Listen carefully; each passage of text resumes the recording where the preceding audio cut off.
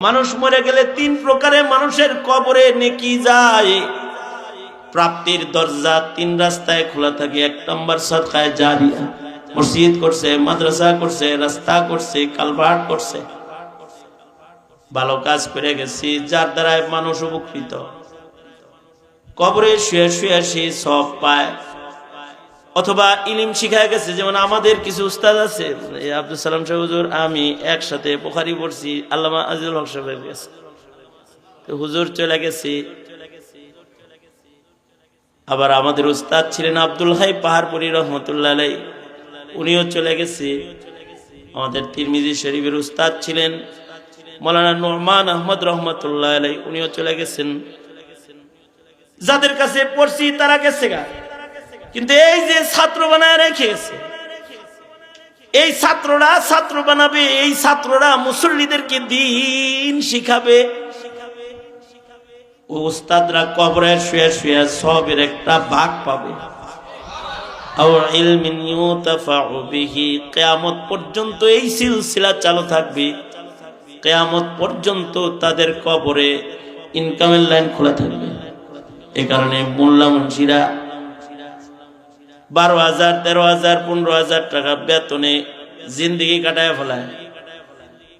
অনেক লোকের মোবাইল খরচ আছে 12,000, অনেক লোকের চার বিল আছে 20,000, আর মৌলবীর গোটা সংসারের খরচ হলো 14,000।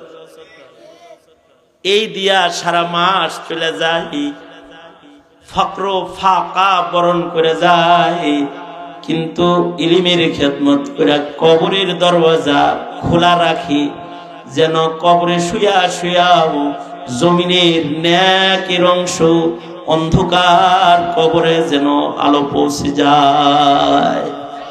ইলমিন ইউনতাফাউ বিহি।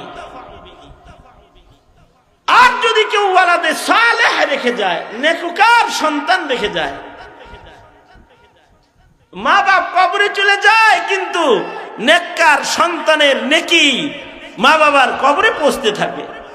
এজন্য বলতে হবে আল্লাহর কাছে, এমন সন্তান দে মাওলা, এমন সন্তান দে কামাই খাওয়ার আশা নাই, মইরা গেলে দোয়া করবে যে। এরা হলো নেককার সন্তান। শুধু নেককার নয়, নেককারদের সর্দার সন্তান। আল্লাহ পাকের কাছে চাওয়া সন্তানকে মুত্তাকি বানানোর মেহনত করা। কেমনি মেহনত করবে? সন্তানকে তাওহীদ শিখাবে, আল্লাহ চিনাবি। যে সন্তানকে শায়রুল্লাহ চিনানো হয় না, ওই সন্তান কোনোদিন মুত্তাকি হয় না। সন্তানরা শায়রুল্লাহ না চিনলে, ইসলামের শিআর না চিনলে, সন্তান সন্ততি নাস্তিক মুরতাদ হয়ে যায়। শুধু আল্লাহ চিনাইলেই হবে না, আল্লাহর কাছে কিছু কিছু জিনিস আছে বড় সম্মানী, ওইগুলাও চিনাইতে হয়, ওইগুলার সম্মানও বুঝাইতে হয়। ওমাই ইউআযযিম শাআইরাল্লাহ ফাইন্নাহা তাকওয়াল কুলুব। তুমি মুত্তাকি বানাইতে চাও সন্তানকে, তাহলে ওমাই ইউআযযিম শাআইরাল্লাহ, যারা শাআইরুল্লাহর ইজ্জত করবে, তাদের হৃদয়ে শাআইরুল্লাহর ইজ্জতের কারণে তাকওয়াল্লাহ প্রবেশ করবে।